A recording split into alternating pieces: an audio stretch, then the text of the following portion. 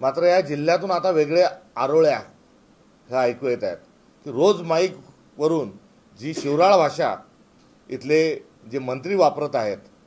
ही या जिल्ह्यालाच नव्हे तर महाराष्ट्राला कुठेतरी काळिमा फासण्याचा हा एक प्रयत्न जो राणे बंधूंकडून जो चालला आहे हा दुःखद आहे। त्यामुळे ज्या जिल्ह्यालाचं बघून आम्ही शिकलो आता तिथे ही गटारगंगा वेगळी जी वाहण्याचा एक दुर्दैवी एक प्रसंग जो महाराष्ट्राला उभ्या बघावा लागत आहे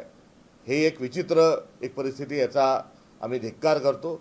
आणि कशासाठी हे करतात आहे तर मीडियामध्ये राहण्याकरता हा द्वेष कशासाठी पसरवतात आहे, ती शब्दात त्यांची कोणची, त्यांची भाषा कोणची की एकीकडे पाडगावकर म्हणतात प्रेम म्हणजे प्रेम म्हणजे प्रेम असतं तुमचं आणि आमचं सेम असतं, हे उठले की म्हणतात तुमचं आमचं काहीच सेम नाही।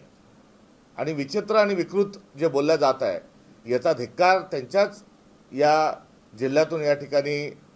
करणं मी माझं कर्तव्य समजतो। मात्र दुसरीकडे या जिल्ह्याचं जे योगदान आहे आणि इथला जो सभ्यपणा जो आहे, इथे एकापेक्षा एक सरस असे खासदार झालेले ज्यांनी संसदीय प्रणाली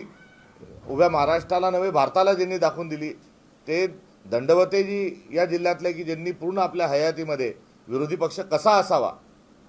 याची सभ्यता घालून दिली आहे, सत्तेत गेल्यानंतर कसं राहावं हेही केलेली आहे। वेगळ्या पक्षाचे जरी आमचे असले तरी प्रभू जे आहेत ते पण केंद्रीय मंत्री राहिलेले आहेत, त्यांनी पण सभ्यतेचं एक मापदंड निश्चित केला आहे। त्यामुळे सभ्य सुसंस्कृत आणि लोकशाही मूल्य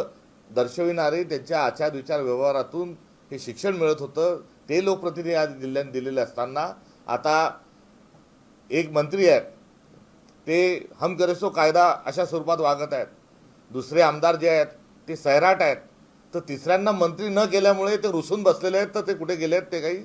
दिसतच नाही। अशी 3 आमदारांची जी परिस्थिती या जिल्ह्यातली झालेली आहे याची आता कीव यावी अशी एक परिस्थिती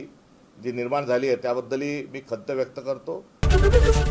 एबीपी माझा, उघडा डोळे बघा नीट।